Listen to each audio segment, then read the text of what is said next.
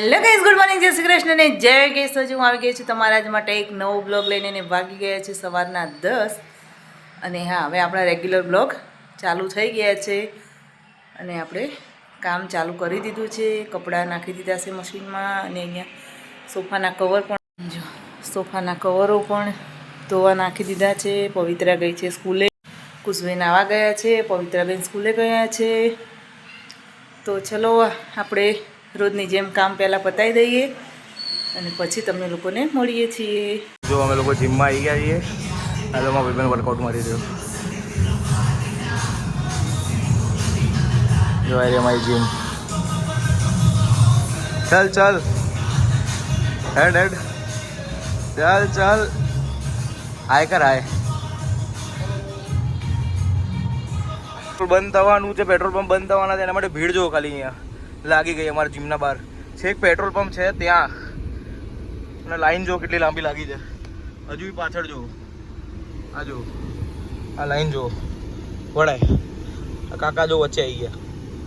Phone માર કાકાને. આ લાઈન જો છેક આગળ સુધી છે. તું રિવર્સ લઈને લે, નહીં તો અડશે. જવા દે તો આગળ જો. ખાલી આ લાઈન તમને બતાડો ગાઈસ. આ જો ખાલી એક ન્યૂઝ ખાલી કે પેટ્રોલ બંધ થવાનું છે, પેટ્રોલ પંપ બંધ રહેવાના છે, એના માટે ભીડ જો. ખાલી પેટ્રોલ પંપ અહીંયા છે છેક અને ભીડ છેક પાછળ સુધી. જો જો પેટ્રોલ પંપ તો ભરાયેલું જ છે આખું. આવું બધા પેટ્રોલ પંપે આવું થઈ ગયું છે. જો ગાઈસ આ ખાલી ભીડ જો બધી જગ્યાએ. જો ખાલી ભીડ જો. ખાલી પેટ્રોલ પંપ બંધ થવાની ન્યૂઝ આવીને આ જો અમદાવાદમાં ખાલી જો બધી જગ્યાએ ભીડ ભાડ. વંદે માતરમ એરિયા આખો પેક થઈ ગયો છે.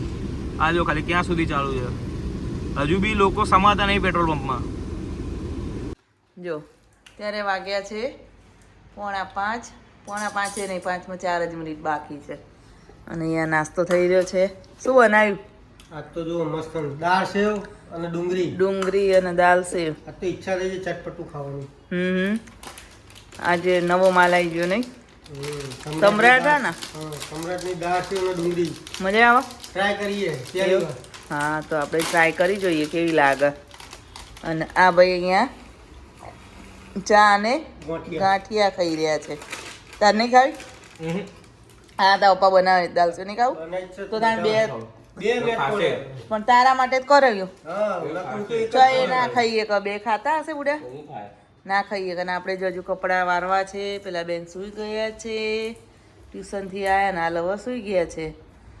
તો ચલો ગાઈસ, તમારે લોકોને પણ દાલ સેવ ખાવી હોય તો આવી જાઓ.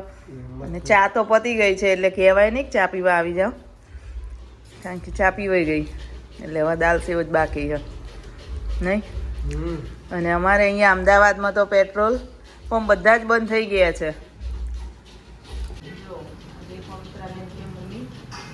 સાબુદાણાની ટિક્કી બની કરી છે નવરાત્રી અને આપણે બનાવી છે સાબુદાણાની ટિક્કી. જો સાબુદાણા, બટેકા, સિંગદાણા નાખી અને થોડો રાજગરાનો લોટ નાખે. સરસ મજાની સાબુદાણાની ટિક્કી તૈયાર છે. ચલો ગાઈસ, તમારે લોકોને પણ ખાવી હોય તો આવી જાઓ. ચલો ગાઈસ, આની સાથે હું મારા બ્લોગનો એન્ડ કરું છું. અને હજુ તો જો ચોકડીમાં બેઠા છીએ, વાગી ગયા છે 10 રાતના.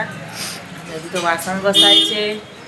તો મારો બ્લોગ જો ગમે તો લાઇક, શેર અને સબસ્ક્રાઈબ જરૂરથી કરજો. તો હવે કાલે મળીએ છીએ એક નવા બ્લોગ સાથે. તો ત્યાં સુધી બધાને બાય બાય, જય શ્રી કૃષ્ણ.